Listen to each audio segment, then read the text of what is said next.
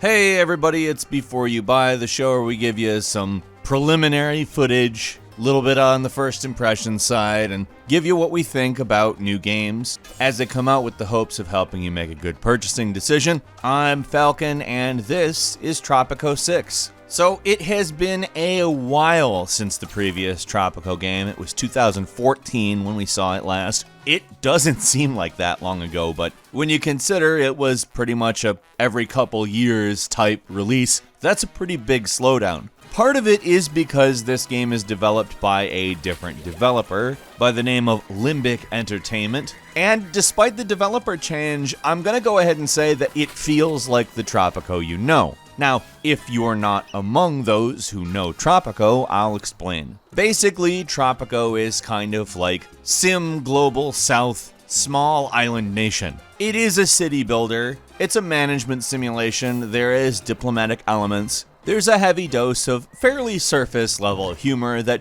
in my opinion, is worth a pretty good laugh. It doesn't get too deeply into the political satire areas, despite the fact it does actually show a decent understanding of how running a small country might actually kind of work. In theory, you have the freedom to be as brutal as you want. You can be a dictator. In fact, the guy on the front of Tropico 6's cover art looks basically like the stereotypical South American dictator. But you can also be benign. You can run a country that cares about its citizens and works hard. In fact, you'll tend to find that the game rewards you for doing so. Sure, running a tight ship as a dictator can be fun, but it's also resulted in me losing the game. Now, as a brush up, a couple of months ago, I played Tropico 5 again, and I'll start by making a couple of comparisons, the first of which that the Dynasty system, essentially a way for El Presidente to more or less level up through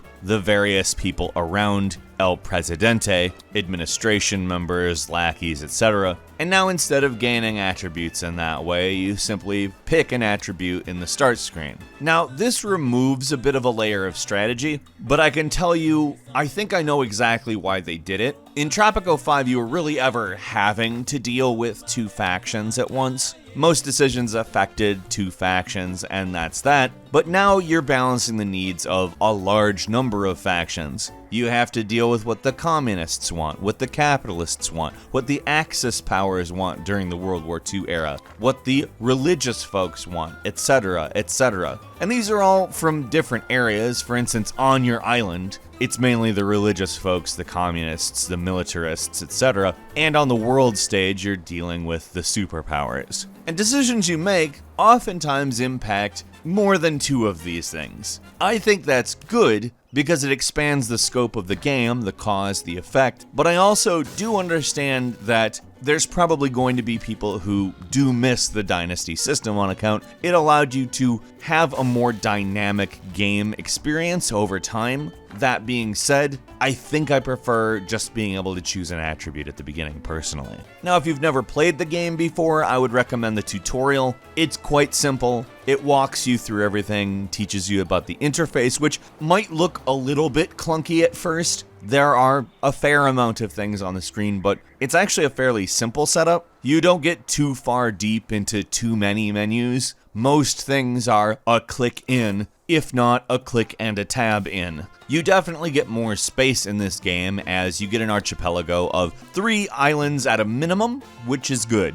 It definitely helps keep the game interesting as you have to grow through the eras. And overall, visually, it's not gonna knock your socks off. It's a city builder. It's not the best looking city builder. It's decent looking though. I found it pleasing to look at in ultra graphic settings, but I also didn't consider it to be much a jump over Tropico 5. If anything, it almost looks hugely reminiscent in pretty much every way. It definitely could have been a bigger jump. Hardware is much more advanced than in 2014, but it's forgivable because that's the type of game this is. That being said, you'll notice the footage is not terribly varied. I tried to get various interesting landscapes and some buildings and some landmarks, but for the most part, you're just looking down on an island or a couple islands. If you're playing this game for visual variety, I think you probably aren't in it for the right reasons and maybe need to find something else, because it's definitely not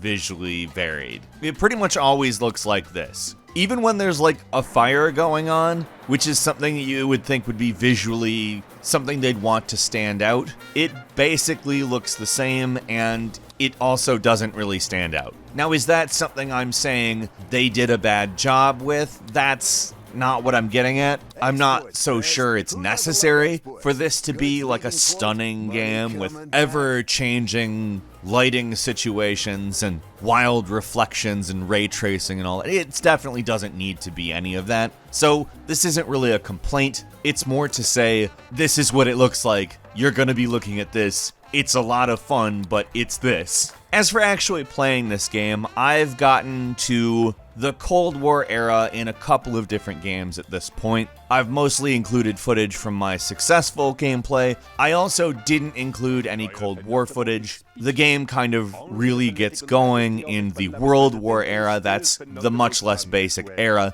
Before that, you're basically a colony and you're doing things to sort of get out under the foot of the crown. Things are quite limited in the colonial era, which works pretty well, I think. It's introductory times in the game, you're getting used to the systems, and also, logically speaking, technology hasn't progressed that much at this point in the game. It's actually not hard to lose in this era, though, if you aren't actually planning in a manner that works to make money. Your country has to have some form of GDP, otherwise your mandate as governor of this colony of the crown wears out. You have to survive long enough to entice enough revolutionaries to declare yourself independent, to become El Presidente of your little nation state. You have to provide infrastructure in order to ensure everything that you plan on building gets built. You have to figure out a way for everybody to get around the island, how to power the island, etc., etc. And you have to deal with labor disputes. You have to deal with world trade. The way this game handles all of this stuff is actually quite manageable. However, it does make you pay attention because something can get away from you fairly easily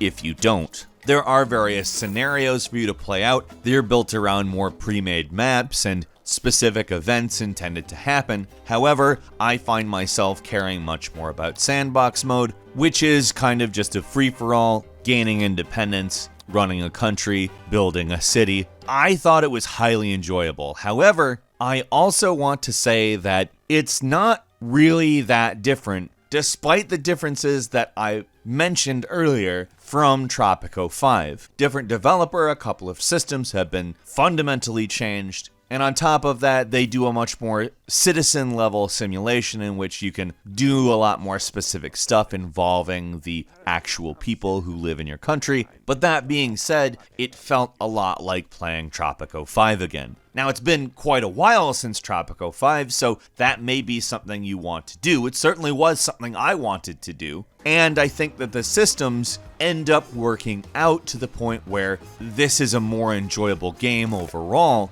It's not gonna blow you away or anything. It's not a different game. It's the same game. It looks largely the same. And I think if you know that going in, it's kinda better. Because from the trailers, in all honesty, I didn't have the expectation of a revolutionary take on revolution, but more an evolutionary one. And that's ultimately what this is. This is an evolution of Tropico 5. Would I maybe have expected more after 5 years? Sure. But at the same time, I'm also not really disappointed because it did have a new developer. Things didn't go as per normal behind the scenes. Again, before Tropico 5, this was a couple years between games, and here we have the 5-year wait. If they had stuck with the same developer, I think probably this wouldn't have been enough, but handing the reins over to someone else, Limbic Entertainment, I think provides a good enough explanation as to why this is a more evolutionary take.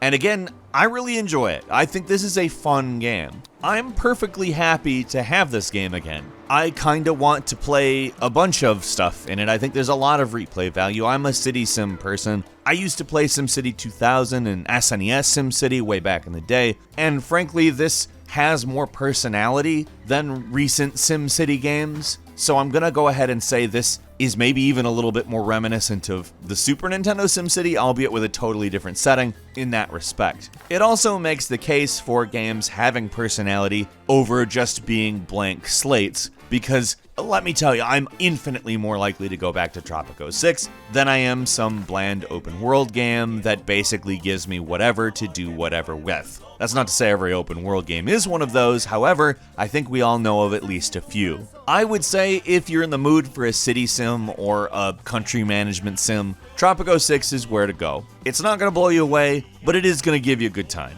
I look forward to getting into the modern era and then starting over. It's that kind of game. Did any of you out there play it? What did you think? Leave us a comment, let us know what you think, and click like if you like this video. If you're not subscribed, now's a great time to do so. We upload brand new videos every day of the week, and the best way to see them first is, of course, a subscription. So click subscribe, and don't forget to click the notification bell. As always, we thank you very much for watching this video. I'm Falcon. You can follow me on Twitter @FalconTheHero, and we'll see you next time right here on gameranx.